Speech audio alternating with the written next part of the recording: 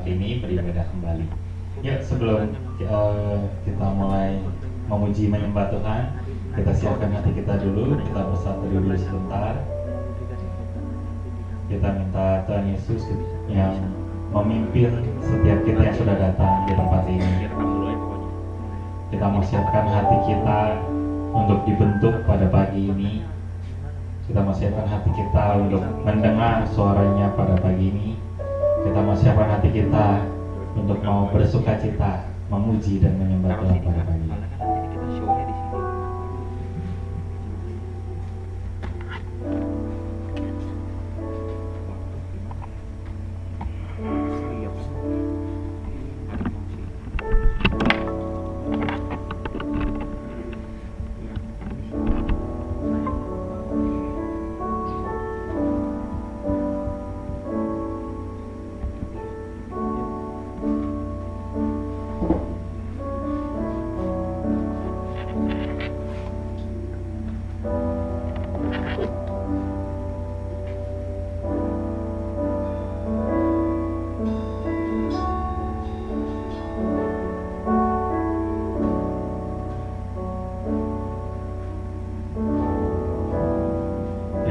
Tuhan, untuk kesempatan ini kami bisa datang kembali, kami masih bisa bertemu dengan saudara-saudari kami di Alberta. Kami masih bisa menikmati satu hari lagi dalam hidup kami. Terima kasih Tuhan, kami tahu ini semua hanya karena anugerah-Mu. Karena itu kami tidak akan sia-siakan kesempatan ini. Kami yang sudah datang, kami mau fokus memuji menyembah-Mu, bernyanyi bersama, bersorak bersama, menari bersama, bersuka cita bersama, menyanyikan pujian untuk Engkau Tuhan. Dan kami juga akan siapkan hati kami mendengarkan firman-Mu pada saatnya nanti, juga memberikan persembahan kami yang bisa kami berikan. Terima kasih Tuhan, kami mau menikmati Engkau dalam ibadah ini. Hanya di dalam nama Tuhan Yesus kami sudah berdoa dan kami bersyukur untuk kesempatan ibadah ini. Amin. Mari Alberta sedang untuk berdiri. Kita mau memuji menyembah Tuhan kita karena hanya Dia yang layak dipuji, hanya Dia yang layak disembah.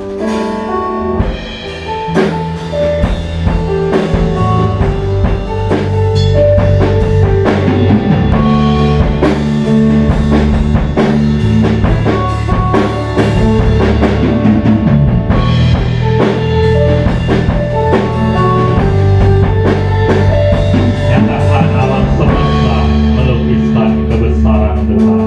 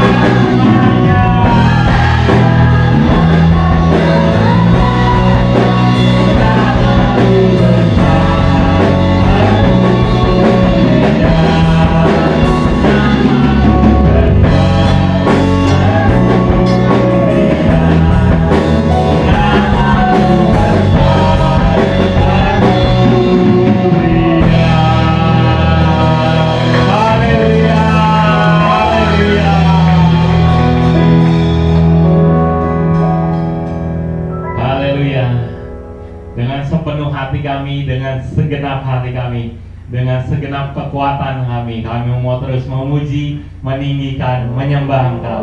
Bersuka cita bersama saudara-saudari kami, menari bersama, tersenyum bersama, menikmati kehadiran-Mu di tempat ini. Terima kasih Tuhan, terima kasih untuk ibadah pagi ini. Hanya di dalam nama Tuhan Yesus kami mau terus menyanyikan pujian untuk Engkau. Haleluya. Amin.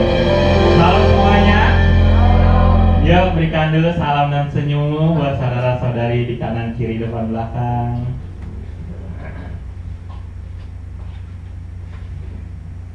Oke, semua di sini bersuka cita kan? Ya, yang bersuka cita nyatakan sukacitamu lewat pujian ini.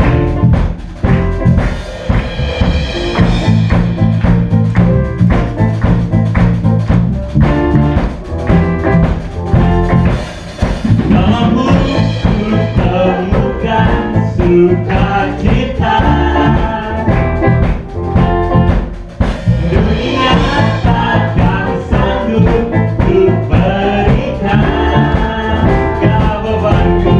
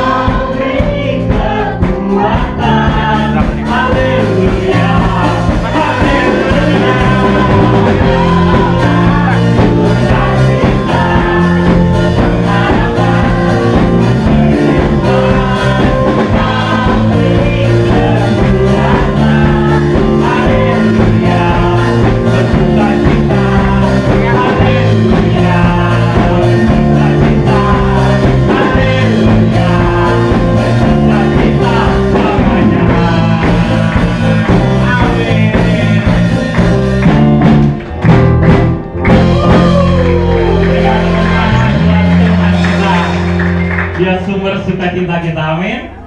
Dan lebih dari itu, dia Allah yang perkasa, dia yang menanggung setiap hidup kita, dia memimpin setiap kita, dia menebus setiap kita. Yuk nyatakan, hanya bersama Tuhan kita aman, hanya di dalamnya kita menang.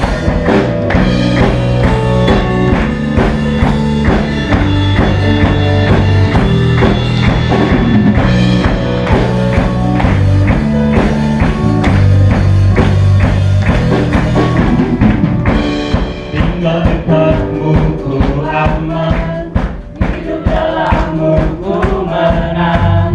Kau yang memenang hidupku di tanganmu.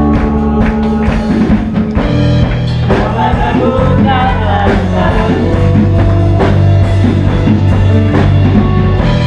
ku berjalan di dalam kekuatan. Sebenarnya saya salah ngambil lah. Alberta juga pasti tahu saya salah. Ya sama-sama ya, sekali lagi ya.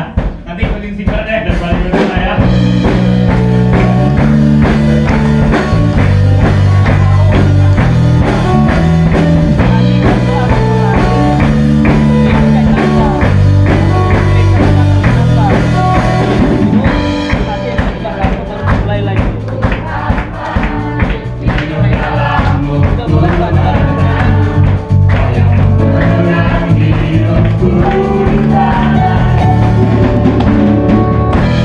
Kau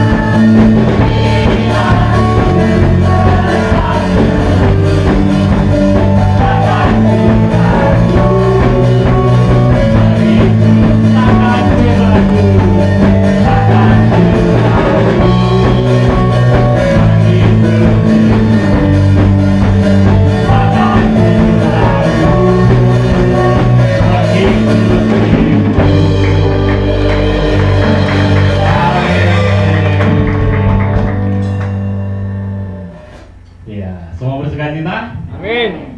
Semua sempat bingung? Ya, setelah dengan sukacita kita sudah memuji Tuhan kita yang perkasa, Tuhan sumber sukacita kita. Dengan sepenuh hati kita mau juga dengarkan firman-Nya pada pagi ini. Tapi sebelumnya kita mau merenungkan dulu sebentar untuk setiap lagu yang sudah kita nyanyikan tadi. Kita tadi sudah menyatakan hanya Dia yang layak terima pujian penyembahan kita. Hanya di dalam Dia kita temukan sukacita sejati.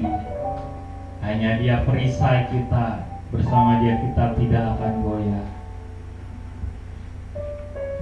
Dan biarlah satu lagu lagi ini meyakinkan terus kita, menguatkan kita setiap hari bahwa Yesus segala-galanya. Kita boleh punya semua, tapi kalau kita kehilangan Yesus, kita kehilangan semua. Kita boleh tidak punya apapun atau kita hanya punya sedikit, tapi kalau kita punya Yesus, kita punya segalanya. Kalau memang itu yang Jemaat Alberta juga alami, itu yang Jemaat Alberta juga rasakan bersama Tuhan, mari nyanyikan lagu ini. Kita mau nyatakan, Yesus, tanpamu apalah arti hidupku.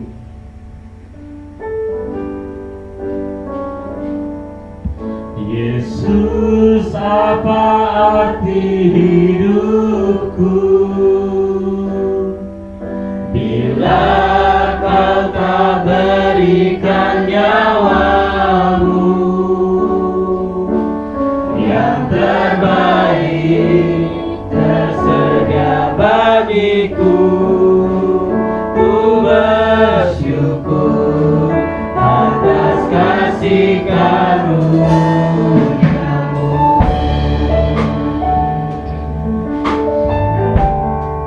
Nyatakan salib-Mu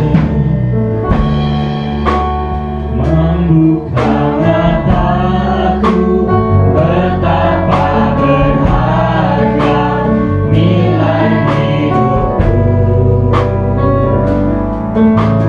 menanggung semua dosaku, berikan hidupmu, menggantikan diriku.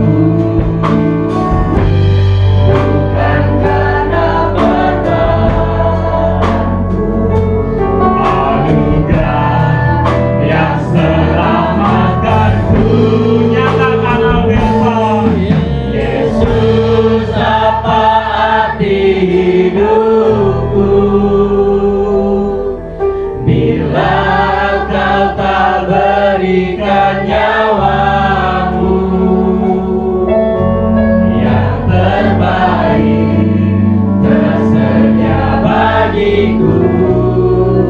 Ku bersyukur atas kasih karunia-Mu.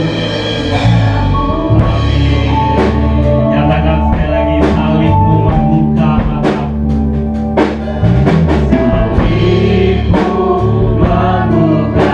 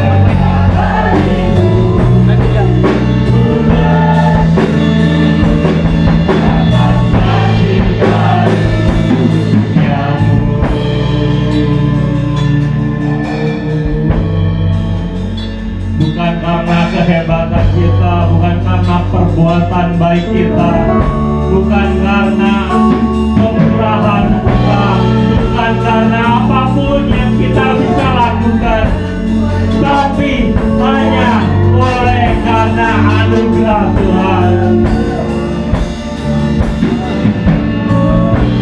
Terima kasih Tuhan, Kau berikan hidupku, Kau berikan nyawamu, Kau gantikan kami, Kau lebih salib bagi kami, Kau tanggung setiap dosa kami.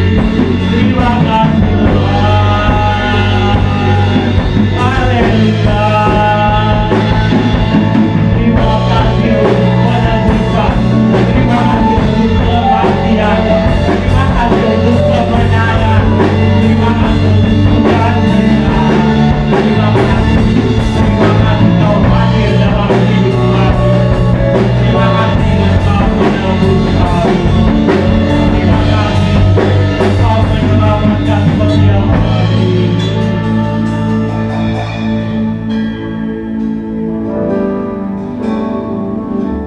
Bukan karena perbuatanku, anugerah yang selamatkanku.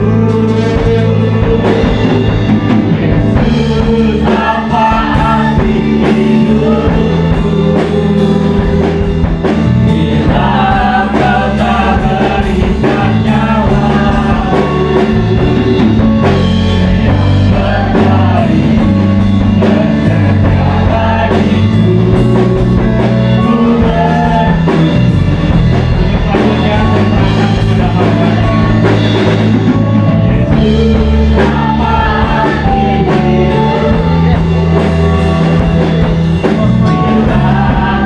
tak berikan nyawamu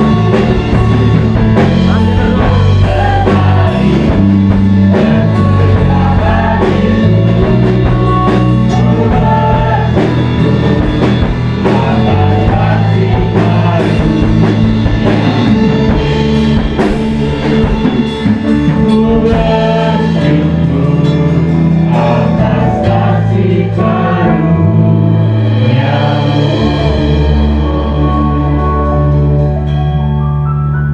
Ya Tuhan, kami bersyukur untuk anugerah-Mu yang besar ya Tuhan.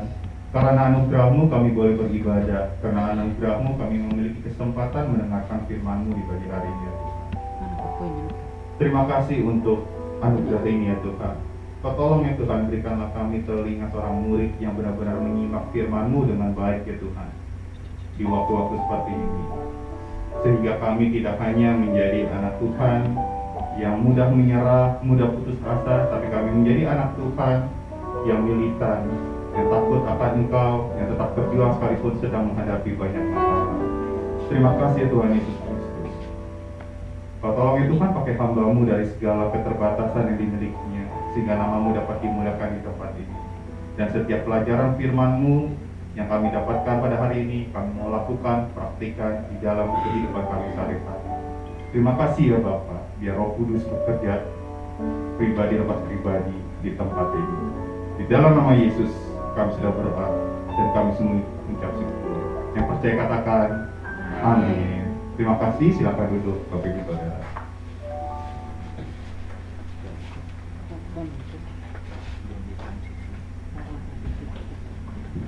Ya, shalom Bapak Ibu. Ya, terima kasih untuk respon yang sangat baik. Ya Saudara, dari Sinode GPI ya, itu kan kalau bulan ini kita ngomongin tentang relasi yang sehat ya. Nah, namun untuk minggu ini secara khusus itu diberi judul tentang seni bekerja sama. Maka dari itu saya kasih judulnya hikmat di dalam kerjasama.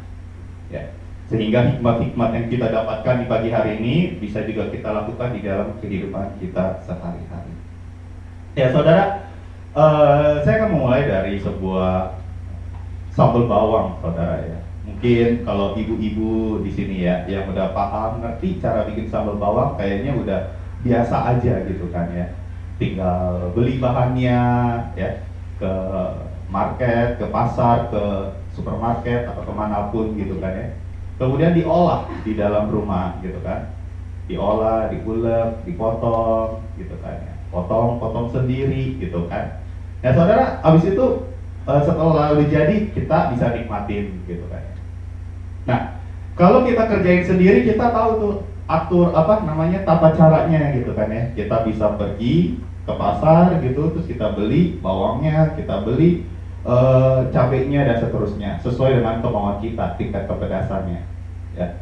Terus mungkin ada bumbu-bumbu dapur yang kita sudah siapkan di rumah, kita tinggal olah, potong-potong, dan selanjutnya kita mungkin ada yang pakai blender, di blend kayak gitu, dan kemudian bisa dinikmati dengan makanan ya. Saudara, sesederhana sambal bawang itu saudara ya, sebenarnya kita bisa setiap kita tuh bisa bikin rumit gitu ya jika sambal bawang itu dibuatnya rame-rame gitu kan ya. Karena jika saya atau jangan saya lah ya, mungkin istri saya gitu kan ya, Sela gitu ya, kalau dia bikin sambal bawang kayak gitu kan ya, terus kemudian dia minta tolong ke siapa, si A, si B, si C, sama si D, maka dia perlu ajarin dulu kan gitu, gimana caranya gitu. Nah kemudian setelah diajarin, kemudian dibagi tugas. Kamu beli bawangnya di sini, biasanya bagus-bagus kayak gitu kan. Terus lo beli cabenya di sini, biasanya oke-oke tuh, gitu kan. Terus udah ada bumbu dapur, udah deh, yuk nanti jam segini kita kumpul terus kita bikin ya, kayak gitu kan.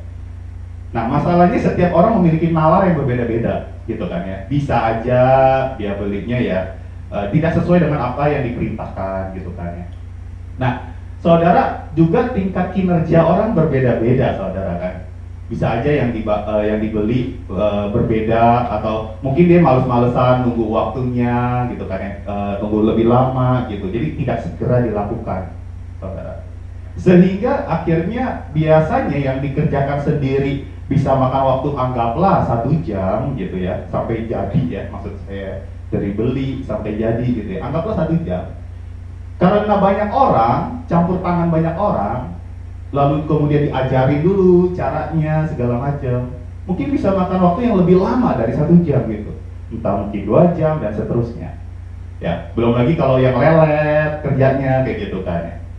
Nah sehingga sulit sekali gitu, sehingga waktu udah misalkan ada yang baru beli bawang, sorry nih gue baru beli bawang putihnya misalkan kayak gitu, tadi rame banget, macet segala macem gitu kan ya, dan lain sebagainya dengan 1001 banyak alasan gitu. Dan akhirnya yaudah deh, ayo kita olah lah, cekrek gitu kan ya. Terus ada yang ngecop, ada yang siapin, dan lain sebagainya. Nah saudara, akhirnya harusnya kerjasama lebih efektif, lebih efisien, harusnya bisa bisa makan waktu yang lebih singkat, malah lebih lama gitu ya. Tetapi kalau hal ini dikerjakan terus-menerus secara konsisten, maka lama-lama orang jadi kebiasaan. Kalau orang jadi kebiasaan, biasanya lebih ahli saudara ya. Kalau orang lebih ahli, ujung-ujungnya bisa lebih efektif, lebih efisien. Dia akan ngerti, oh oke, next time kalau beli bawang putih yang bagus ke situ. Jadi kalau udah diperintahin beli bawang putih, udah ke sana. Oh next time kalau beli cabai langsung ke sana. Kira-kira kayak gitu ya. Maksud saya adalah gini saudara, sebenarnya segala sesuatu lebih enak kerjanya tuh sendiri gitu ya, dikerjain sendiri gitu ya. Karena kita tahu aturan yang harus dilakukan apa aja gitu ya, urutannya apa saja gitu. Tapi kalau pekerjaannya rame-rame, biasanya lebih ribet kayak gitu ya. Nah saudara, berkaitan dengan hari ini ya, berkaitan dengan kerjasama saudara ya. Sebenarnya kalau kita pikir hasil kerja orang beramai-ramai itu biasanya hasil jauh lebih maksimal jika orang udah ngerti apa yang harus dikerjakannya gitu, melakukan bagiannya masing-masing kayak gitu ya saudara. Dulu sebelum saya menikah tentu banyak nasihat-nasihat dari orang tua, dari mertua, dari siapapun lah, dari gembala juga dan lain sebagainya. Nah salah satu nasihat yang sering saya masih teringat lah sampai detik ini gitu. Banyak yang berkata bahwa waktu kita sebelum menikah, anggaplah gaji kita 1 juta, terus gaji pasangan kita 1 juta. Kemudian kalau di total penghasilan sebulan berarti 2 juta. Sederhananya gitu ya. Jadi 1 tambah 1 ya sama dengan 2 gitu ya. Tapi saya dapat banyak nasihat, sebenarnya kalau kamu menikah, kamu nggak 1 tambah 1 sama dengan 2, Karena hasil kerja 2 orang biasanya jauh lebih maksimal daripada kerjaan 1 orang. Sehingga tidak selalu 1 tambah 1 sama dengan 2. Mungkin bisa lebih karena penyertaan Tuhan, mungkin bisa lebih karena mujizat, mungkin bisa lebih karena hasil efektif dan keefisienan dari 2 orang tersebut. Mungkin bisa hasilnya 3, mungkin bisa hasilnya 4, mungkin bisa hasilnya 5, dan seterusnya. Maksud saya gini saudara ya, hasil kerja sendiri mungkin lebih enak karena kita nggak perlu terlibat dengan banyak orang gitu ya. Kita tahu aturannya apa yang harus dilakukan gitu. Tapi hasilnya tidak sebesar kalau kita bekerja sama. Itu poin yang ingin saya sampaikan lebih dulu Bapak Ibu Saudara. Nah, di tempat kita bekerja atau mungkin kita sedang membangun suatu usaha atau apapun yang kita sedang kerjakan sekarang ini, pastikan kita bersinggungan dengan orang-orang di sekeliling kita ya, Bapak Ibu Saudara ya. Pasti kita bersinggungan dengan orang-orang di sekeliling kita. Di mana kita harus kerjasama dengan orang tersebut yang belum tentu kita juga suka dengan kerjasama dengan orang itu, Saudara. Dan lain sebagainya. Bahkan ada perusahaan-perusahaan atau kantor-kantor yang membangun suasana kekeluargaan. Supaya apa? Supaya menyatukan timnya untuk menghasilkan suatu karya yang luar biasa. Jadi menyatukan dengan sistem keluarga. Ayo kerjasama. Kalau yang satu kurang, yang satu nutupin. Kalau yang satu nggak ngerti, yang satu ajarin, dan seterusnya dan seterusnya. Nah, supaya apa? Mencapai hasil yang sempurna. Masalahnya, nyatanya anak-anak Tuhan di Indonesia dulu lah ya kita ngomongnya, tidak selalu bisa bekerja sama dengan baik. Kenapa? Karena seperti yang saya bilang dari awal, kinerja setiap orang kan beda-beda. Mungkin ada yang males-malesan, mungkin ada yang nawares kurang cepat, dan lain sebagainya, saudara. Sehingga sulit bekerja sama dengan orang-orang di luar sana. Sementara kita ada tuntutan untuk menjadi anak terang, untuk menjadi anak Tuhan, untuk jadi berkat. Dengan demikian, jika kita kinerja tidak baik, maka kita mencoreng nama Tuhan di tempat kita bekerja. Kita menggores nama Tuhan tersebut dengan perbuatan, sikap, tingkah laku kita. Jika kita tidak bisa bekerja sama dengan baik. Ya, ngomong-ngomong, kalau di tempat saya bekerja itu di sekolah ya saudara ya.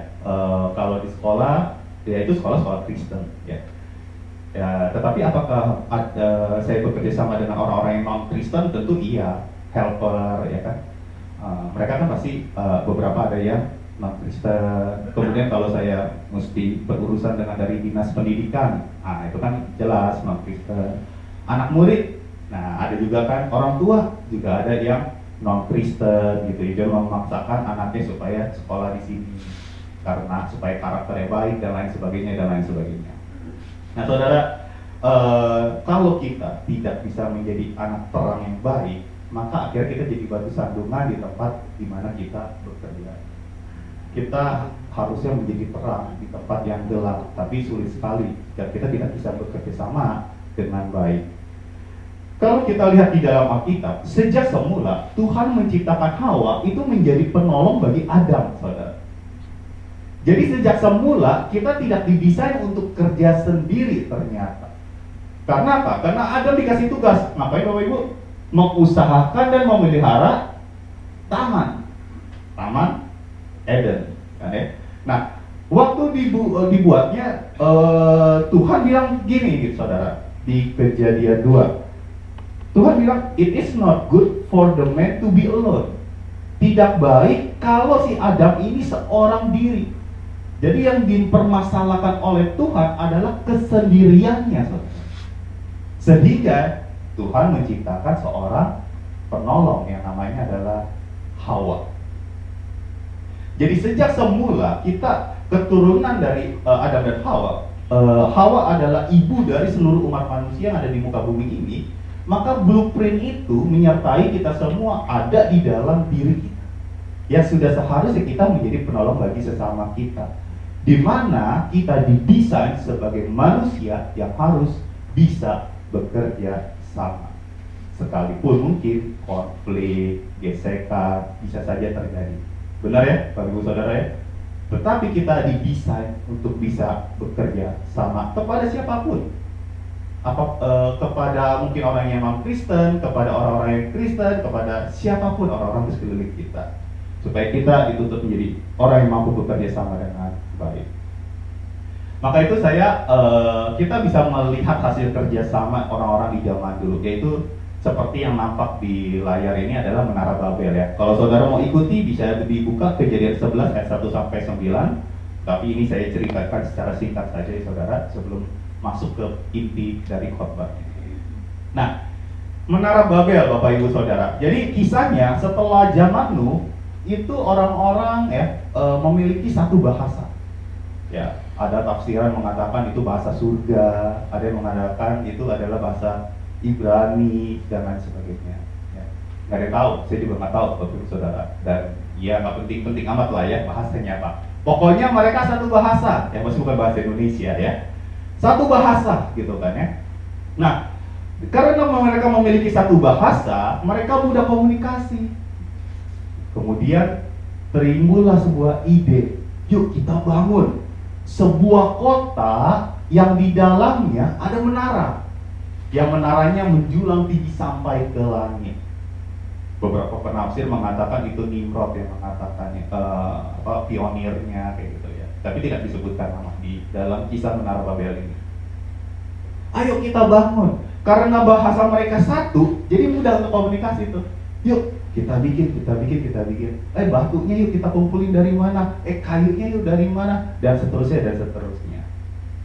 Kemudian mereka bikin atas nama diri mereka. Jelas di Kejadian 11 ayat 1 sampai 9 itu, mereka membangun Menara Babel untuk nama mereka, bukan nama Tuhan. Makanya waktu mereka bangun, udah nampak kira-kira seperti ini hanya ilustrasi ya Bapak Ibu Saudara. Kira-kira udah nampak seperti itu, akhirnya Tuhan turun tangan. Ya, Tuhan mengacau balaukan bahasa mereka, sehingga mereka sulit untuk berkomunikasi, saudara. Kalau sulit untuk berkomunikasi, akhirnya sulit untuk bekerja sama. Dan waktu mereka sulit bekerja sama, akhirnya mereka tidak bisa meneruskan tujuan mereka yang semula. Nah saudara, satu hal yang pasti gini ya, kalau kita punya visi, punya tujuan ya, kemudian tujuan itu dikomunikasikan, tujuan itu diberitakan, dikasih tahu ke orang-orang di sekeliling kita ya, terlepas visi itu baik atau buruk, hasilnya pasti luar biasa jika dilakukan kerjasama, saudara. Contoh yang Menara Babel ini. Menara Babel bukan contoh yang baik memang ya, karena mereka membangun atas nama mereka. Mereka bangun supaya mereka merasa hebat. Tetapi dari contoh yang tidak baik ini kita bisa melihat hal yang luar biasa sebenarnya. Paling tidak manusia pernah membuat satu bangunan yang luar biasa di muka bumi ini hanya karena mereka bekerja sama dengan baik. Sampai perlu, kenapa saya bilang hebat? Karena sampai perlu Tuhan turun tangan mengacau balaukan bahasa mereka, sehingga bahasa mereka yang mungkin tadinya satu bahasa akhirnya itu mungkin Mandarin, yang masih bukan Indonesia ya, karena bahasa Indonesia kan bahasa serapan, kebanyakan bahasa serapan yang baru saja gitu kan, dan lain sebagainya saudara, bahasa kuno ya, Yunani, ada Latin juga mungkin, dan lain sebagainya lah ya. Akhirnya mereka nggak bisa, bahkan dari satu visi yang niatnya buruk saja, hasilnya bisa luar biasa jika dilakukan bersama-sama saudara. Apalagi kalau visi itu baik, saudara bayangkan hasilnya pasti sangat spektakuler saudara. Untuk itu kita perlu mendapatkan hikmat di dalam bekerja sama, sehingga kita bisa menerapkan di dalam kehidupan kita sehari-hari. Amin Bapak Ibu Saudara. Apa yang ingin saya beritakan hari ini itu bisa kita praktikkan di dalam dunia sekuler atau dunia kerja saudara. Mungkin kita yang sedang bekerja di suatu perusahaan, mungkin kita yang sedang membangun usaha walaupun kecil-kecilan, apapun itu, pasti yang namanya bekerja sama, pasti kita bisa praktekkan saudara. Hikmat-hikmat ini pasti sangat berguna untuk kita. Namun ada beberapa poin yang bisa kita terapkan juga di dalam keluarga kita. Karena bagaimanapun juga kalau kita ngomongin kerjasama, itu dimulai dari keluarga. Adam dan Hawa itu salah satu contohnya. Dan kita juga bisa melakukan hal ini, poin-poin ini juga bisa kita praktikkan di dalam dunia pelayanan, dalam keseharian kita. Untuk itu, biarlah hikmat ini kita juga lakukan dalam kehidupan sehari-hari. Mari kita belajar dari orang yang paling berhikmat di muka bumi ini, yakni adalah Salomo. 1 Raja-Raja 5, mari kita buka Bapak Ibu. 1 Raja-Raja 5. Untuk yang pertama, ayat 1 dan 2. Saya minta tolong Diaken Puryanti ya, Dr. Pur minta tolong. 1 Raja-Raja 5 ayat 1 sampai yang kedua lebih dulu. Kita bahas satu persatu ya Bapak Ibu.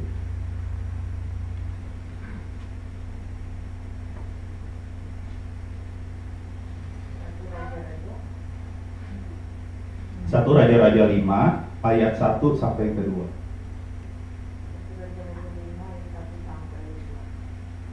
Persiapan untuk mendirikan bait suci. Hiram Raja Tirus mengutus pegawai-pegawainya kepada Salomo, karena didengarnya bahwa Salomo telah diurapi menjadi raja menggantikan ayahnya, sebab Hiram senantiasa bersahabat dengan Daud. Lalu Salomo mengutus orang kepada Hiram dengan pesan, engkau tahu. Terima kasih Dr. Pur, sampai segitu dulu ya. Thank you. Ya, saudara, mari kita bahasnya satu persatu ya. Boleh next slide ya, saudara. Ya, hikmat pertama mengenal partner. Nah, saudara di sini ada dua tokoh ya. Ada namanya Hiram. Dia dari Raja Tirus. Dia mengutus pegawai-pegawai kepada Salomo. Berarti ada dua tokoh ya, Hiram dan Salomo. Oke. Nah, saudara di sini kisah tentang bagaimana Salomo mau membangun bait suci. Cuma dia nggak bisa sendirian, dia butuh bantuan orang lain. Singkatnya gitu, saudara. Dan ini adalah awal mula dia menjabat sebagai raja. Kemudian bapaknya kan namanya Daud ya. Daud itu pernah kerjasama samanya Hiram ya. Kerjasama bareng Hiram kayak gitu ya. Dan mereka kerjasamanya baik tuh. Nah, Salomo itu tahu kalau bapaknya ini kerjasama dengan baik dengan si Hiram gitu. Akhirnya mereka meneruskan kerjasama dengan baik. Nah, saudara, di sini kita bisa melihat yang pertama ya tentu kita ini dalam konteks yang berbeda, itu Daud berarti mewarisi hal yang baik ya saudara ya, keteladanan yang baik karena dia bisa bekerja sama dengan Raja Hiram. Siapa Hiram? Seorang raja dari Tirus. Saudara perlu tahu dulu bahwa Hiram ini bukan dari orang percaya. Oke, dia seorang penyembah berhala dari bangsa Kanaan. Dewi-dewi yang disembah secara khusus itu adalah Astarte dan atau Astitoret lebih terkenal ya kayak gitu ya. Jadi singkatnya ya dia menyembah berhala. Orang kafir ya disebutnya kayak gitu ya kalau zaman dulu ya. Kalau tidak menyembah Tuhan disebutnya kafir gitu. Jadi jelas gitu. Nah, sejak hubungan Hiram dengan Daud, sejak itu mereka si Hiram juga nggak ada niat untuk pindah agama. Istilah kalau zaman sekarang gitu saudara. Nggak ada niat tuh untuk menyembah Yahweh, Tuhannya orang-orang Israel ini. Nggak ada niat. Niatnya cuma satu, simbiosis mutualisme. Lo untung, gue untung. Kita kerjasama, kita kerja bareng. Kamu menyembah Yahweh, ya udah silakan. Tapi aku menyembah Baalku. Oke, kira-kira kayak gitu saudara ya. Nah, jadi jelas Hiram ini bukan anak Tuhan, bukan anak Tuhan. Hiram, haram, kira-kira kayak gitulah ya, untuk mudah dimengerti ya. Jadi Hiram bukan anak Tuhan.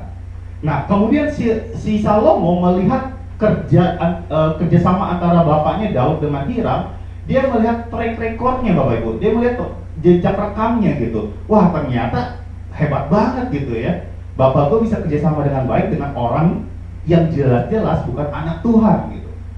Jadi poin pertama di sini kita bisa melihat di dalam kerjasama kita tuh perlu mengenal partner atau rekan kerja kita, saudara. Jangan sampai kita tidak mengenal orang-orang di sekeliling kita di dalam misalkan membangun suatu usaha atau bahkan di dalam pelayanan sekalipun. Saya ada satu job desk di sekolah ya Bapak Ibu, yaitu salah satu job desknya interview guru-guru lah ya, salah satu yang dibutuhkan gitu ya. Tentu yang bersinggungan dengan saya gitu. Nah, kalau saya interview guru-guru baru, itu biasanya saya suka kasih studi kasus. Karena gini ya saudara ya, kalau orang dalam keadaan yang baik-baik saja, biasanya dia bisa mengambil keputusan dengan baik. Tapi kalau orang di dalam keadaan yang tidak baik, mungkin dia sedang ada konflik dengan keluarganya, dengan orang-orang di sekelilingnya, dengan rekan kerjanya, biasanya dia bisa mengambil keputusan dengan tidak bijaksana, saudara. Atau keputusan bodoh bahkan, ya, karena emosi yang dipakai. Nah, maka dari itu saya suka memberikan studi kasus, gitu kan? Karena guru ini kaitannya ya, saudara. Jika ada anak seperti ini, kira-kira apa sih Mister atau Miss lakukan, gitu kan? Terus kalau misalkan ada anak nih, jelas-jelas udah malam, tengah malam, terus dia telepon, terus dia mau bunuh diri. Karena kasus-kasus yang saya berikan itu kasus-kasus nyata, Bapak Ibu, bukan dongeng belaka atau cuma sekedar dibuat-buat gitu ya. Cuma saya tanya, kira-kira apa yang Ibu lakukan? Kemudian bagaimana dia menjawab, di situ saya bisa mengenal orang tersebut. Walaupun mungkin kalau orang jawab ya namanya interview pasti hal-hal yang baik, at least kulitnya kelihatan gitu. Tapi paling tidak bisa dikenal, saudara ya. Bagaimana dia memecahkan suatu masalah kalau dia sedang berhadapan dengan suatu konflik, saudara. Karena kalau orang sedang memiliki konflik dengan rekan kerjanya misalkan, itu sikapnya bisa berubah 180 derajat. Untuk itu kita perlu sekali mengenal orang yang mau kita ajak kerja sama, siapapun itu, saudara. Penting sekali mengenal seseorang itu.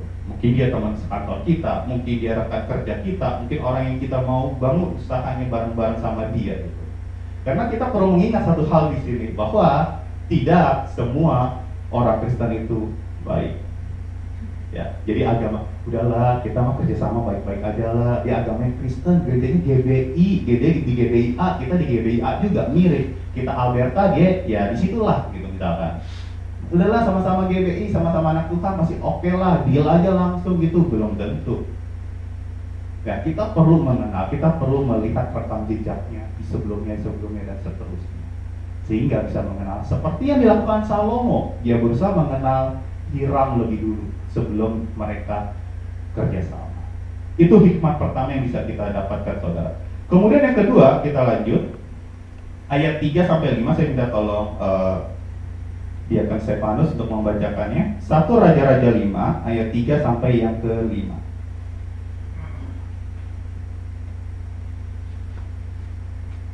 Raja-Raja 5 ayat 3 sampai 5. Engkau tahu bahwa Daud ayahku tidak dapat mendirikan sebuah rumah bagi nama Tuhan Allahnya, oleh karena musuh-musuhnya memerangi dia dari segala jurusan, sampai Tuhan menyerahkan mereka ke bawah telapak kakinya.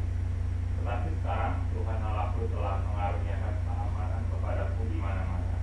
Tidak ada lagi lawan dan tidak ada lagi malapetaka menimpa. Dan ketahuilah, aku berpikir-pikir hendak mendirikan sebuah rumah bagi nama Tuhan Allahku, seperti yang dijanjikan Tuhan kepada Daud ayahku. Demikian, anakmu yang hendak kududukkan nanti di atas takhtamu menggantikan engkau, dialah yang akan mendirikan rumah itu bagi nama. Baik, terima kasih. Ya saudara, di sini kita bisa melihat setelah itu ini pesan dari Hiramnya ya saudara ya. Salomo. Nah, Salomo kasih tahu ke Hiram gitu. Dia ceritain kenapa dia mau bangun bait suci tersebut, saudara. Kalau kita pikir, kita lihat dulu ya saudara sekali lagi ya. Ini detail banget. Salomo kasih tahu detail. Kamu tahu nggak, Daud tuh bapak aku yang dulu kamu kerja sama bareng dia gitu ya. Dia tuh nggak bisa diriin rumah Tuhan. Kenapa? Karena zamannya zaman perjuangan. Istilahnya kalau kita ya zaman perang lah gitu ya. Jadi zaman Daud itu zaman peperangan, Bapak Ibu. Daud itu memperusahakan kerajaan Israel ini menjadi satu. Nah, anaknya Salomo menikmati hasil kerja keras bapaknya, yaitu dia tinggal aman, nyaman, tinggal menuai aja. Ya. Namanya penuai gitu ya, si Salomo ini. Nah, dia tinggal menuai. Yang nabur bapaknya tuh, tabur. Nah, terus si Salomo bilang, nah sekarang Tuhan itu mengaruniakan keamanan. Udah enak nih zamanku nih gitu. Zamanku lebih enak daripada zaman bapakku itu. Udah gak ada lawan, gak ada malapetaka, gak ada masalah, gak ada konflik dengan bangsa lain. Enak zamanku. Terus Salomo bilang, nah di sini nih Tuhan pernah janji sama Daud bahwa yang bangun bait suci, bait Tuhan adalah anak Daud, yakni adalah saya, Salomo. Saudara perhatikan gini ya. Sebenarnya ini agak aneh. Kenapa? Karena Salomo ceritain secara detail kenapa dia mau bangun rumah Tuhan itu kepada orang yang jelas-jelas tidak percaya Tuhan. Dia jelas-jelas nggak percaya sama Tuhan. Ngapain Salomo detail ceritanya? Dia bilang aja, gue mau bikin gereja, udah kelar. Nggak perlu didetailin, nggak perlu bilang bapak gua dulu lagi zaman perang, jadi makanya nggak bisa. Terus zaman aku kan aman, nyaman dan lain sebagainya. Nggak perlu sedetail itu. Bahkan nggak perlu ceritain kenapa sampai Tuhan menyuruh Salomo yang membangun. Kenapa Tuhan menunjuk Salomo? Kenapa tidak menunjuk Daud, saudara? Nah, di sini kita bisa melihat justru saudara, Salomo paham. Sekalipun dia orang kafir, bagaimanapun juga dia penyembah berhala. Saudara, menyembah berhala itu nggak gampang, butuh usaha yang lebih keras. Kenapa? Capek bikin patung loh, saudara. Patung itu gede. Jadi kalau orang penyembah berhala, dia bikin patung dulu. Udah dibikin, udah jadi, pasti tempatnya harus spesial kan? Ditaruh di suatu tempat gitu. Atau mungkin ada rumahnya, tempatnya khusus tersendiri gitu. Artinya apa? Paling nggak Salomo paham, Hiram ini ngerti konsep penyembahan. Saya suka bilang ke murid saya kayak gini, saudara. Bagaimanapun juga di dunia ini orang-orang pasti memiliki iman. Even orang ateis punya iman. Kenapa? Karena iman artinya berpegang teguh kepada sesuatu atau pribadi. Jadi kalau orang ateis ya dia percaya, dia beriman kalau tidak ada Tuhan. Orang Hindu percaya dengan apa yang disembah. Orang Buddha percaya apa yang disembah. Semua orang beriman. Saudara, mereka beriman kepada sesuatu atau kepada pribadi. Balik ke sini, Hiram beriman kepada pribadi yang disembah. Menurut dia ya, gitu. Atau paling nggak kita bisa menyebutnya sesuatu yang disembah, yakni sebuah patung. Paling tidak dia ngerti tentang pembuatan patung, bikin rumah, dan lain sebagainya. Jadi Hiram sendiri pasti menghargai dewanya. Untuk itu Salomo detail ceritain, ini gue mau bikin rumah Tuhan nih. Aku tuh punya Tuhan, Yahweh, itu yang ku sembah. Makanya aku mau bikin rumah Tuhan begini. Menyamakan yang hikmat yang kedua yang kita bisa dapatkan di dalam kerjasama, penting sekali menjelaskan alasan dan tujuan sehingga rekan kerja kita atau orang yang mau kita ajak kerjasama tahu kenapa kita mau bikin satu hal ini, bersepakat di dalam satu visi. Caranya gimana? Ya komunikasi harus dilakukan secara berulang-ulang, saudara. Kalau kita mau bangun bisnis suatu hari nanti, ya, kita perlu sepakat dulu tentang satu tujuan, yaitu visinya. Ini buat apa? Mau ngapain? Cuan doang atau mau gimana? Kira-kira kayak gitu, saudara. Menara Babel, kenapa sih bisa dibangun secara luar biasa? Karena mereka satu bahasa, satu visi, satu tujuan. Tapi setelah Tuhan mengacau balaukan bahasa mereka, komunikasi mereka kacau, visi mereka tidak tersampaikan, akhirnya jadi kacau balau. Makanya tidak jadilah itu Menara Babel. Kekuatan visi luar biasa, saudara, jika dilakukan kerjasama, dilakukan bersama-sama. Di tempat saya bekerja, ketua yayasan secara berkala sering kali menyampaikan visi-visi gitu ya. Salah satu yang sering terngiang-ngiang di telinga saya karena saking bosan dengarnya gitu ya. Ayo kita lahirkan generasi pemimpin yang takut akan Tuhan, bahkan sampai dibuat lagunya gitu kan ya. Ayo kita lahirkan generasi pemimpin yang takut akan Tuhan, maka dibuatlah program-program yang membentuk anak-anak ini bisa menjadi pemimpin. Kira-kira kayak gitu, saudara. Jadi harus jelas tujuannya dan itu perlu digaungkan. Ya, kalau visi mungkin bicara tentang hal yang lebih luas kayak gitu ya. Tapi sederhananya alasan dan tujuan itu perlu disampaikan dan perlu dikomunikasikan. Amin, saudara. Mari kita lihat hikmat yang ketiga yang kita dapatkan dari Salomo di dalam kerjasama. Ayat 6. Saya minta tolong Ibu Sela membacakannya. Ayat 6-nya saja. Raja-Raja 5 ayat yang ke-6. Oleh sebab itu perintahkanlah orang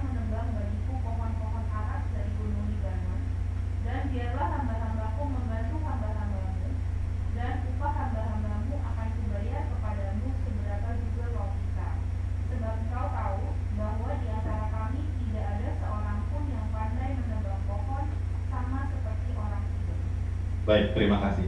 Saudara, hikmat ketiga yang kita dapatkan dari Salomo adalah mengenal kelebihan dan kekurangan. Saudara, Salomo sadar banget gitu ya, sadar banget kalau dia memiliki kekurangan, tapi dia tahu kekuatan dia apa, saudara, kelebihan dia apa. Kelebihan yang di sini kalau kita lihat, paling tidak konteks di ayat ini adalah dia kaya, udah gitu doang, saudara, ya, punya banyak duit ya, punya banyak duit, tapi nggak punya tenaga maka dari itu dia minta tolong sama Hiram. Bahkan di sini kita bisa melihat Salomo memuji kepandaian ahli-ahli dari orang-orang Sidon yang notabene ini adalah anak buah dari Hiram, saudara. Dia tahu kelebihan, kekurangan dari dirinya sendiri juga dari partnernya, saudara. Dan kenyataannya sejak semula tadi saya juga bilang kita diciptakan untuk menjadi penolong bagi sesama. Kalau kita ngomongin penolong, kita bicara tentang ada sesuatu yang lebih dari kita untuk menutupi hal yang kurang dari orang lain. Dan orang tersebut pasti ada yang lebih, karena setiap individu, makhluk hidup, manusia maksud saya, pasti memiliki kelebihan dan kekurangan. Itulah sebabnya firman Tuhan sejak semula dengan jelas menciptakan Hawa diciptakan untuk menjadi penolong bagi Adam. Karena setiap kita memiliki kelebihan dan kekurangan. Dan saudara, kita bisa lihat di sini Salomo pun juga tidak angkuh dengan kelebihan yang dimilikinya. Dia nggak berkata, oke, gue punya banyak duit nih, lo butuh berapa? Dia terkesan unlimited, karena ya terserah lo mau minta berapa, gue kasih. Kira-kira kayak gitu ya, kalau dari kata-katanya gitu. Nah, jadi di sini dia tidak angkuh, bahkan dia mengaku tentang kekurangan dari dirinya sendiri. Bahwa yang punya tenaga ahli adalah ya dia, si Hiramnya. Gitu. Salomo nggak punya, kira-kira gitu. Ya. Di dalam kerjasama ya kita perlu sadar banget gitu ya, saudara. Nah, dari saya ngomong sadar pentingnya, sadar banget tentang kelebihan dan kekurangan orang lain gitu ya, sehingga kita bisa bekerja sama saling menutupi satu dengan yang lainnya. Bahkan di dunia pelayanan pun juga demikian, saudara ya. Misalkan contoh yang tadi ya, Singar menutupi WL-nya yang kasih semangat, kira-kira kayak gitulah ya, saudara. Jadi saling menolong satu dengan yang lainnya supaya jalan ibadah bisa lebih baik, kira-kira kayak gitu. Karena setiap kita pasti punya kelebihan dan kekurangan, dan kita harus saling menolong satu dengan yang lainnya. Baik, kita masuk ke ayat yang ke-7, hikmat keempat. Nah, ini salah satu hal yang penting. Bapak boleh kita tolong Pak untuk 1 Raja-Raja 5 ayatnya yang ke-7, satu ayat saja. 1 Raja-Raja 5 ayat yang ke-7. Maka segera sesudah Hiram mendengar pesan dari Salomo itu, ia sangat bersuka cita serta berkata, terpujilah Tuhan pada hari ini, karena ia telah memberikan kepada Daud seorang anak yang bijaksana untuk mengepalai bangsa yang besar ini. Baik, terima kasih.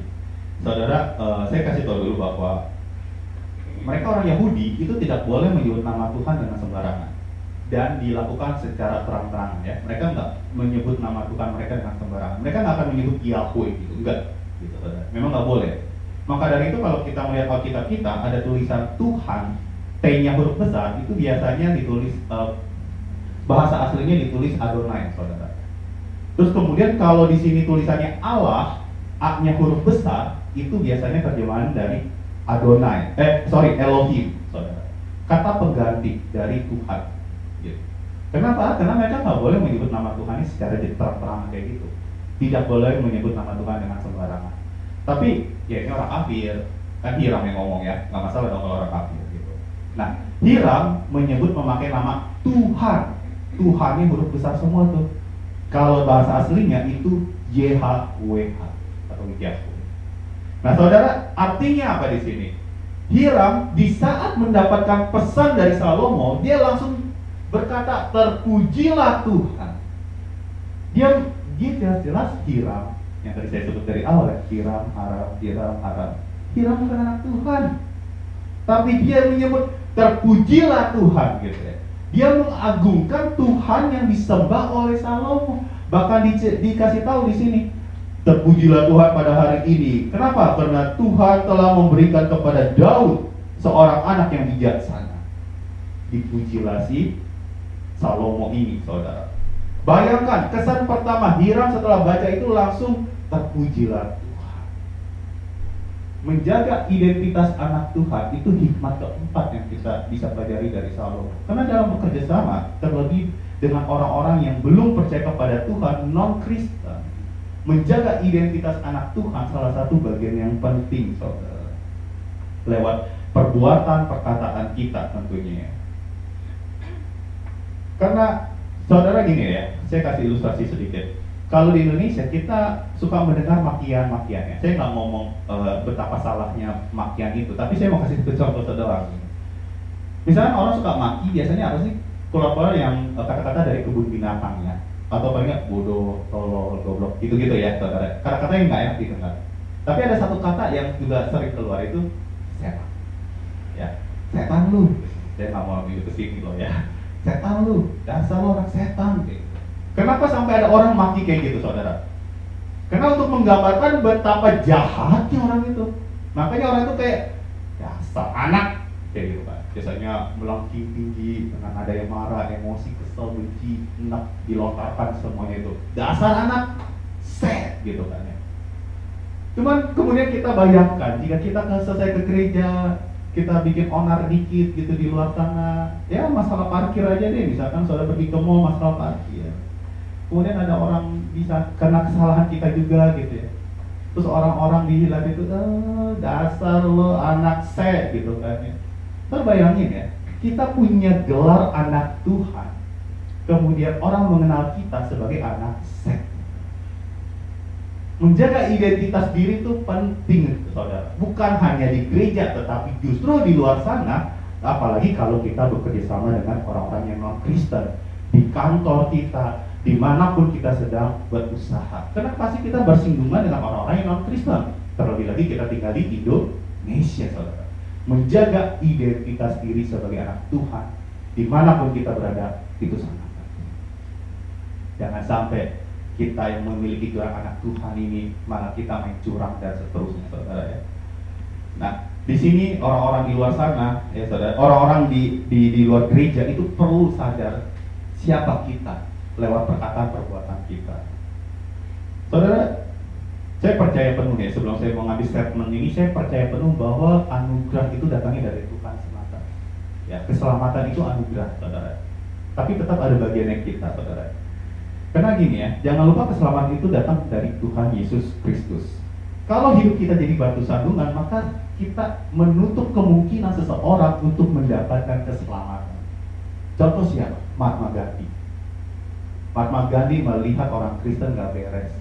Dia mau masuk ke gereja tapi gak diizinkan. Sehingga dia berkata, I like your Christ, but I don't like your Christianity. Aku suka dengan Kristus yang kamu sembah, tapi aku tidak suka dengan kekristenan kamu, hidup kamu, kelakuan kamu, perbuatan kamu. Sehingga Mahatma Gandhi memutuskan untuk tidak mengikuti ajaran Kristen saat itu. Menjaga identitas diri dimanapun kita berada sangat penting, saudara. Jangan lupa, kalau kita lagi ke mall, anak Tuhan ini lagi ke mall. Saya jadi teringat dengan teman saya, tadi belum sempat googling gitu ya. Jadi gini saudara ya, saya punya teman, suaminya dia wanita, suaminya itu lulusan IPDN, ya. Singkatnya saya mau cerita tuh, mereka punya kayak baju dinas khusus, saudara. Baju dinas khusus dari atas kepala sampai bawah. Saudara bayangin kayak polisi aja udah kayak gitu ya. Jadi ada topinya kayak gitu lah ya. Tapi khusus warnanya beda gitu. Ternyata teman saya cerita, kalau mereka mau ke mall jalan-jalan, itu baju tetap harus dipakai. Makanya saya suka heran kalau lagi ke mall, suka melihat nih orang kok pakai baju dinas ke mall ngapain gitu. Soalnya lihat aja kalau bajunya suka ketat-ketat gitu lah ya, kayak biar kelihatan muscle-nya gitu ya. Pakai topi gitu, baju dinas mereka, itu mereka harus pakai loh. Ada aturannya. Kenapa?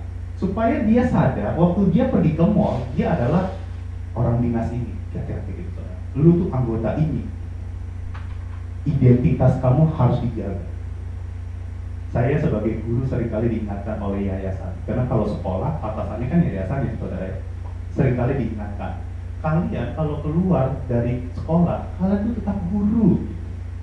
Dan saya suka bercandanya loh, kalau aku ke gereja aku pendeta, kayak saya gitu. Kalau kamu keluar tuh kamu tetap guru. Jadi kalau kamu pergi ke mall, kelakuan kamu lihat tuh, jangan-jangan ada yang pakai seragam tunas bangsa gitu, melihat kelakuan kamu, cara bercanda kamu dan lain sebagainya. Untuk itu penting banget jaga kelakuan kamu di luar sana yang terutama. Karena menjaga identitas anak Tuhan itu penting. Jangan sampai ada suatu saat orang ngomong tentang kita, oh lu anak Tuhan, tapi kalau disuruh kerjasama malah kerjanya kurang baik kinerjanya, atau ngambil keuntungan yang sebesar-besarnya, kira-kira kayak gitu ya, dan lain sebagainya saudara. Maka itu penting sekali menjaga identitas diri sebagai anak Tuhan. Kita masuk ke hikmat yang kelima yang kita dapatkan dari Salomo, ayat 8 sampai yang ke-10. Ayat 8 sampai yang ke-10. Bapak boleh kita tolong bacakan 1 Raja-Raja 5 ayat 8 sampai yang ke-10. Apa yang dilakukan Hiram dan Salomo saudara setelah itu?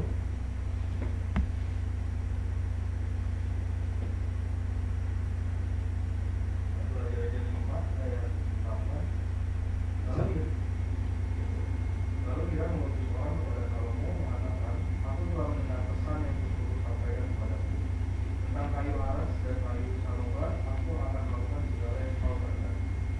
Hamba-hambaku akan membawanya turun dari gunung Libanon ke laut, dan aku akan menyimpannya menjadi racun-racun di laut, bawa sampai ke tempat yang akan ditentukan di masa.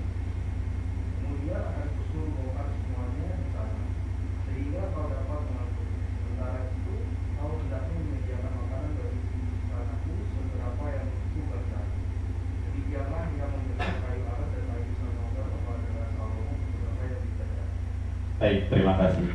Saudara, menarik sekali saudara. Untuk yang hikmat kelima saudara ya, mencapai win-win solution, saya mau katakan kayak gitu ya. Karena di sini kita lihat Hiram tuh janji menyediakan kayu aras dan kayu sanobar. Bahkan dia juga mikirin cara pengirimannya.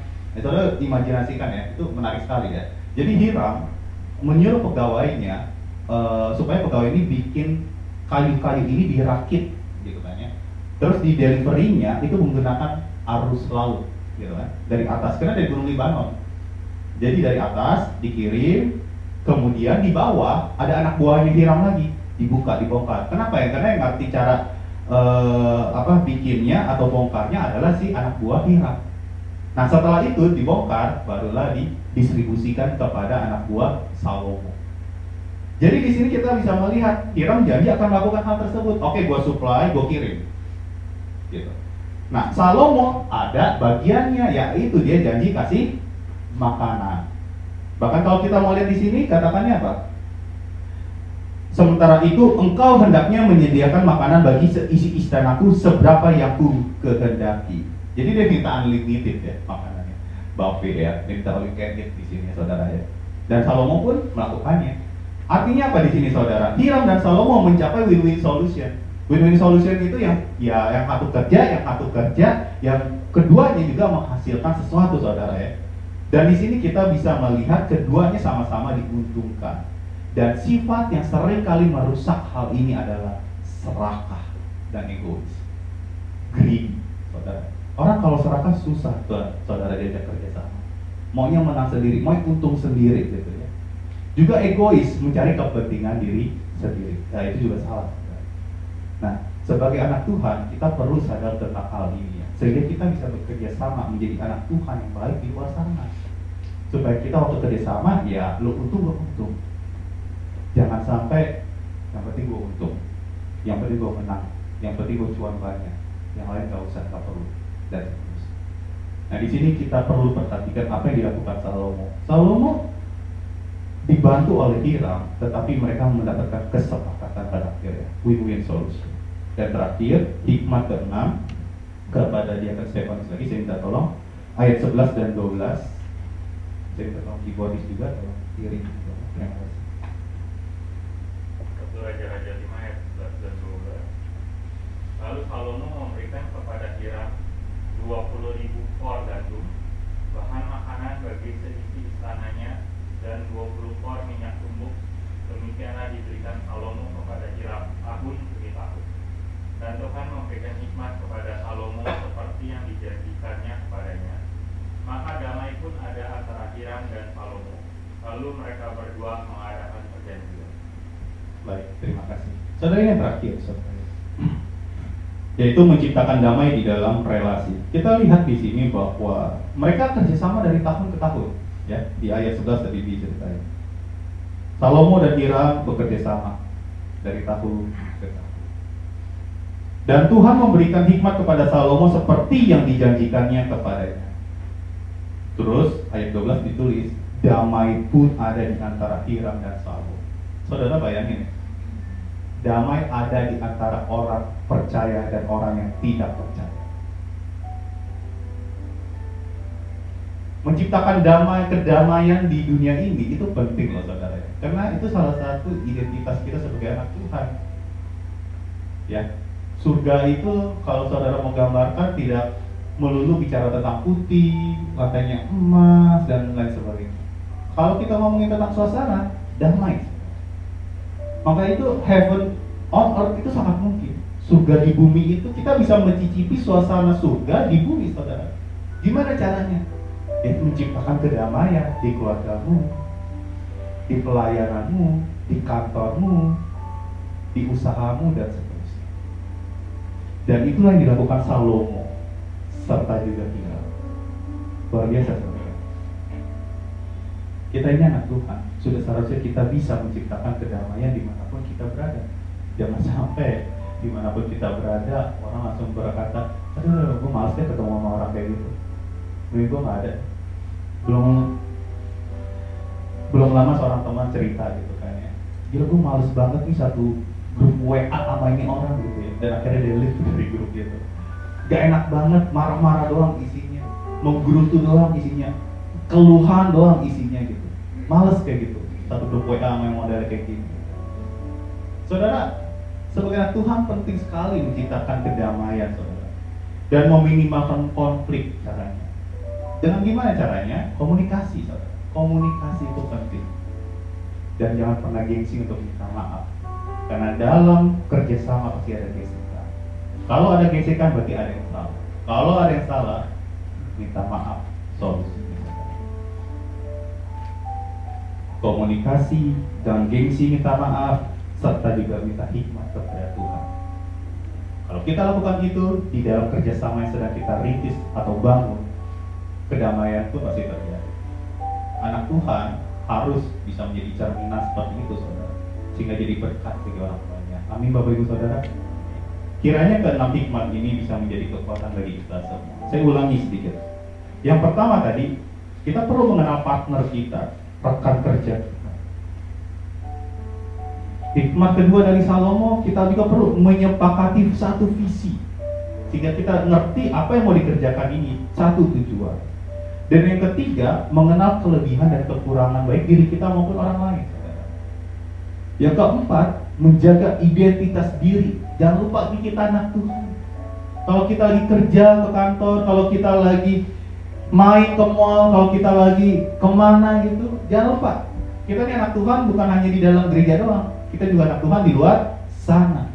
Amin, Bapak Ibu. Jaga diri kita, jaga identitas kita. Yang kelima, sebagai anak Tuhan, kita juga perlu mencapai win-win solution. Jangan serakah, jangan egois. Lo untung, gue untung. Jangan sampai kita mau untungnya sendiri. Itu bukan sifat Tuhan. Sifatnya si setan itu. Yang keenam, ciptakanlah kedamaian di dalam setiap relasi kita, terutama di saat kita bekerja sama dengan orang lain di sekitar kita. Saya akan tutup dengan satu ayat, slide terakhir. Terima kasih. Ini pertama kali saya dapat insight dari seorang hamba Tuhan. Saya sering menceritakan di dalam setiap khotbah yang berkaitan dengan relasi, saudara. Saya akan bacain ya. Kalau tidak ada lembu, juga tidak ada gandum. Tetapi dengan kekuatan sapi, banyaklah hasil. Amsal 14 ayat 4. Kalau tidak ada lembu, juga tidak ada gandum. Tetapi dengan kekuatan sapi, banyaklah hasil.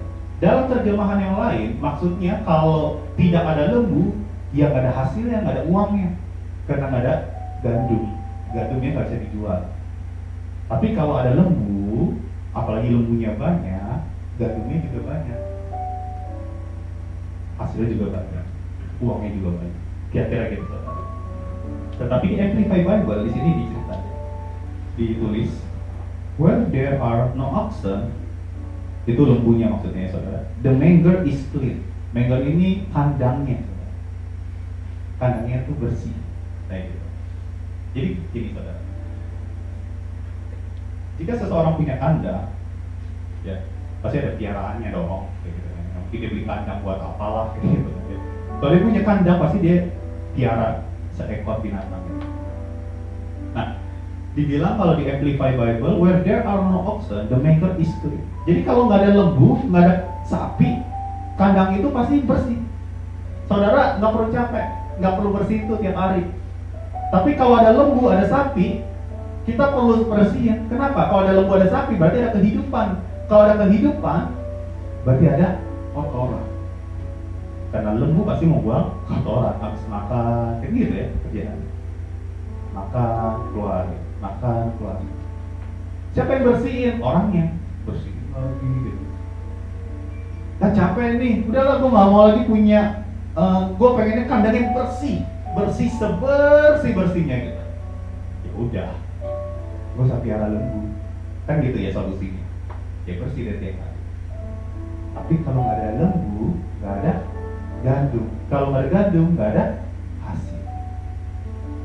Saudara, apa kaitan dengan firman Tuhan hari ini? Kalau kita berelasi dengan orang lain, ya, pasti ada kotorannya. Karena di situ ada kehidupan. Kalau saudara bekerja sama dengan seseorang, dimanapun, di rumah tanggamu, di dunia pelayanan, di kantormu, apapun itu, pasti ada kotorannya. Karena saudara bergesekan dengan orang-orang sekeliling saudara. Oh, kotorannya bisa banyak. Makin banyak kalau kotoran itu kalau apa saudara? Kalau nggak dibersihin. Tapi kalau kita mau rutin bersihin kotorannya, udah deh tiap hari gue bersihin, udah deh tiap hari gue bersihin. Gue dongkol, benci, enak, tapi udah deh beresin hati. Beresin hati ini supaya nggak melulu menyimpan dendam dan seterusnya. Dan kalau ini tiap hari dilakukan secara rutin, saudara, walaupun ada kotoran lagi, ada nggak? Ada. Kenapa? Karena gesekan nggak terhindarkan di dalam suatu relasi, apalagi di dalam bekerja sama. Pasti ada aja tuh kotoran, mau kecil mau gede ada aja tuh. Tapi kalau saudara rajin bersihin, hasilnya pasti akan kelihatan nanti. Saudara. Tapi saudara kalau nggak mau kotor, saudara nggak usah piara lembu. Saudara nggak perlu kerja sama dengan orang lain. Saudara nggak perlu berrelasi dengan orang lain. Saudara kerjanya sendiri. Jadi anggaplah sambal bawang, balikin ke sambal bawang dikit. Kalau sambal bawang itu dikerjain sendiri, efektif nggak? Efisien nggak? Ya mungkin iya, gitu ya. Tapi hasilnya ya segitu-gitu aja. Kelihatan. Makan waktu berapa? Anggaplah sejam. Ya udah, tapi hasilnya segitu aja. Tapi kerjanya sendirian gitu. Enak, nggak perlu berelasi, nggak perlu nyuruh-nyuruh, nggak perlu. Lo beli cabai lama amat, lo beli bawang lama amat gitu. Nggak perlu kayak gitu tuh. Tapi kerja sendiri. Ada hasil, tapi dikit. Tapi saudara kalau kerja sama, hasilnya jauh lebih maksimal daripada apa yang saudara pernah pikirkan. Contohnya, Menara Babel. Sampai perlu Tuhan turun tangan langsung mengacau balaukan bahasa mereka supaya mereka tidak mencapai tujuannya. Karena Menara Babel itu dibangun atas motivasi yang salah. Sampai perlu seperti itu. Kenapa? Itu kekuatan kerjasama, kekuatan komunikasi, kekuatan di mana orang-orang yang mau saling bahu membahu. Dan kita diciptakan untuk menjadi penolong bagi sesama kita. Mari kita renungkan firman hari ini, saudara. Saudara pejamkan mata. Beberapa poin mungkin saudara bisa terapkan di dalam dunia kerja. Beberapa poin saudara bisa terapkan di dalam rumah tangga. Beberapa poin saudara bisa terapkan di dalam pelayanan. Biarlah hikmat ini bisa menghidupi saudara semua. Tuhan Yesus, hamba-Mu berhenti berbicara pada hari ini. Namun biarlah Roh Kudus bekerja di dalam kehidupan kami, sehingga kami tidak hanya menjadi anak Tuhan di dalam gereja, kami juga mau menjadi anak-Mu ya Tuhan, menjadi pancaran berkat ya Tuhan, menjadi terang di luar sana ya Tuhan. Kau tolong kami ya Tuhan. Kami sadar kami minoritas di Indonesia ini. Kami harus menjadi terang ya Tuhan, sehingga orang-orang mengenal Kristus, mengenal Tuhan lewat sikap hidup kami, terutama di dalam pekerjaan yang kami lakukan ya Tuhan. Kau tolong ya Tuhan, ampuni kami kalau kami seringkali malah jadi batu sandungan daripada jadi batu penopang ya Tuhan. Kau tolong ya Tuhan, seringkali mungkin kami mencoreng nama Engkau lewat perbuatan, sikap, tingkah laku kami ya Tuhan. Namun hari ini ya Tuhan, kami punya komitmen yang baru. Kami mau berjanji ya Tuhan, untuk bisa bekerja sama dengan orang-orang sekeliling kami dengan baik ya Tuhan. Terutama bagi orang-orang yang non-Kristen, sebagaimana Salomo melakukannya kepada Hiram yang jelas-jelas penyembah berhala.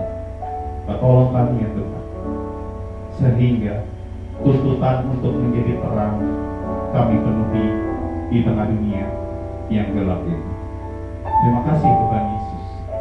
Biar Roh Kudus terus menegur, mendidik kami di dalam jalan kebenaran firman-Mu dan menyertai kami sepanjang hidup kami. Terima kasih ya Bapa. Di dalam nama Yesus Kristus kami sudah berdoa dan kami sungguh mengucap syukur. Yang percaya katakan amin. Terima kasih Tuhan Yesus memberkati.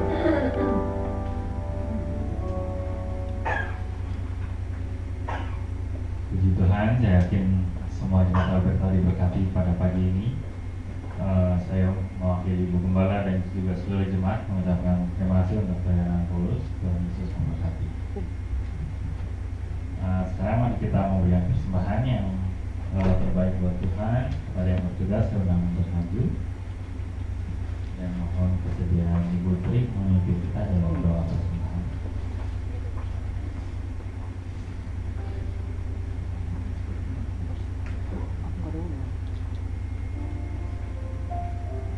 Yesus, kami bersyukur dan berterima kasih Tuhan untuk berkat hari ini melalui kebenaran firman-Mu Tuhan yang disampaikan oleh hamba-Mu dan Paulus.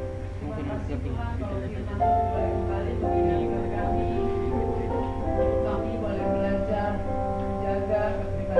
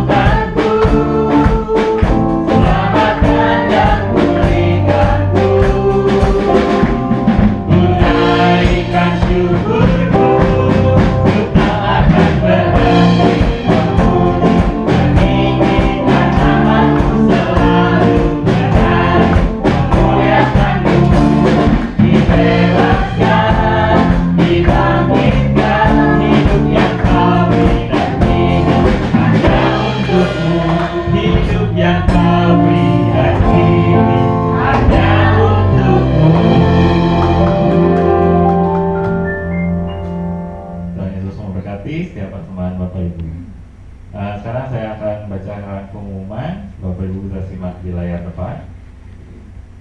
Untuk pengumuman minggu tanggal 14 Agustus 2022, GPG dan keluarga besar GBI Alberta mengucapkan terima kasih kepada PDP Paulus yang telah menyampaikan firman Tuhan dalam kebaktian umum pagi. Tuhan Yesus memberkati keluarga dan pelayanan Bapak. Berikutnya, BPG dan keluarga besar GBI Alberta mengucapkan terima kasih kepada Gembala Jemaat Pendeta Karmelia Suryanto yang telah menyampaikan firman. Salah baca, itu buat sore. Terima kasih juga kepada seluruh tim pelayanan yang telah setia bertugas pada hari ini. Tuhan Yesus memberkati dengan bonus khusus. Tuhan Yesus memberkati, Tuhan Yesus memberkati. Sekolah Minggu atau Alberta Kids diadakan setiap hari Minggu pada pukul 10.30. Nah, lalu berikutnya kebaktian kaum wanita diadakan setiap Selasa pada pukul 10 pagi. Untuk Selasa besok tanggal 16 Agustus pukul 10 dilayani oleh Ibu Liling Adiman. Ibadah doa bersama diadakan setiap hari Kamis pukul 10 pagi. Lalu kebaktian remaja atau EYT diadakan setiap hari Sabtu pukul 18. Kebaktian remaja pada hari Sabtu tanggal 20 Agustus, firman Tuhan akan dilayani oleh Pendeta Karmelia Suryanto. Berikutnya untuk laporan kebaktian remaja tanggal 6 Agustus hadir 16 orang dengan jumlah persembahan 180.000. Kebaktian umum pagi tanggal 7 Agustus hadir 33 orang dengan jumlah persembahan 740.000. Untuk kebaktian sore hadir 23 orang dengan persembahan 645.000. Lalu sekolah minggu tanggal 7 Agustus hadir 10 orang dengan jumlah persembahan 186.000. Dan kebaktian kaum wanita tanggal 9 Agustus hadir 13 orang. Jemaat bisa mengikuti kegiatan kita di GBI Alberta melalui warta digital yang dikirimkan di WA grup GBI Alberta. Terutama juga untuk para pelayan supaya bisa memperhatikan jadwal tugasnya sehingga juga bisa mempersiapkan diri. Lalu berikutnya keluarga besar GBI Alberta mengucapkan selamat ulang tahun kepada Bapak Damai Prasetyo yang berulang tahun tanggal 14 Agustus, tepat pada hari ini ya. Jadi kalau Bapak Ibu punya nomornya Damai kita bisa main keyboard di tempat kita. Nah, Bapak Ibu bisa langsung mengucapkan happy birthday kepada Damai. Oke, itu aja pengumuman yang saya bacakan. Apakah ada tambahan? Setiap hari Kamis ada doa bersama online. Ya, setiap hari Kamis ada doa bersama online jam 10 ya? Ya, jam 10 kan. Oke, kalau udah nggak ada, saya undang untuk jemaat kembali berdiri. Kita mau tutup ibadah kita. Nanti doa berkat akan dipimpin oleh Ibu Gembala. Kita nyatakan sekali lagi, Yesus apa arti hidupku bila kau tak mati bagi kami semua. Yesus apa arti hidupku bila kau tak berikan nyawamu yang terlahir tersedia bagiku. Ku bersyukur atas kasih karunia. Yesus apa arti hidupku bila kau tak berikan nyawamu terlahir tersedia bagiku. Ku bersyukur atas kasih karuniamu. Ku bersyukur atas kasih karuniamu.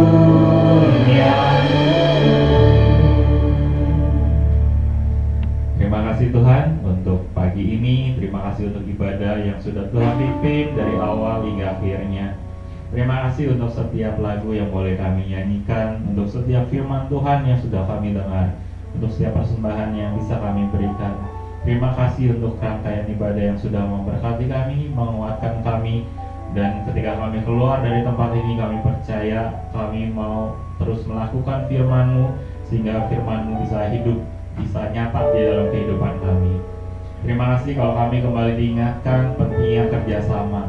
Hikmat apa saja yang sudah kami dapatkan pada pagi ini untuk bisa mengenal kekurangan kami, bisa bekerja sama dengan orang lain, membangun win-win solution dan yang lain sebagainya yang sudah kami dapatkan pada pagi ini, biar itu boleh memperlengkapi hidup kami, sehingga hidup kami semakin hari semakin baik, semakin disempurnakan menjadi seperti yang Engkau Tuhan. Kami berdoa untuk hamba-Mu PDP Paulus yang Tuhan sudah pakai menyampaikan firman-Mu di tempat ini. Kami percaya Tuhan Yesus sendiri yang memberkati untuk kehidupannya, untuk pelayanannya, untuk perannya sebagai seorang guru, sebagai seorang pendeta, dan peran apapun juga di dalam kehidupannya. Biar Tuhan Yesus terus menyertai, membimbingnya. Dan di mana Paulus berada, di situ nama Tuhan Yesus dimuliakan. Tuhan, kami juga mau berdoa buat saudara-saudari kami di Alberta yang baru bisa beribadah pada pagi ini, biar mereka bisa datang pada ibadah sore nanti. Dan kalau di antara jemaat-Mu ada yang berhalangan karena sakit atau karena apapun juga, kami berdoa Tuhan sendiri yang menjamah, Tuhan sendiri yang memulihkan, Tuhan sendiri yang menyembuhkan, sehingga pada minggu yang akan datang kami bisa beribadah bersama lagi. Terima kasih Tuhan untuk beberapa jemaat-Mu yang sudah sembuh juga dari COVID. Biar Tuhan yang terus menyertai kami semua, tutup bungkus kami Tuhan. Dan kalaupun kami sampai harus menderita sakitnya juga, kami percaya Tuhan tidak pernah meninggalkan kami semua. Terima kasih Tuhan untuk semuanya yang sudah boleh kami nikmati dalam hidup kami. Dan kami terakhir juga mau berdoa buat gereja-gereja-Mu Tuhan yang hari Minggu ini juga beribadah di Jakarta ataupun di luar Jakarta, dimanapun juga di muka bumi ini.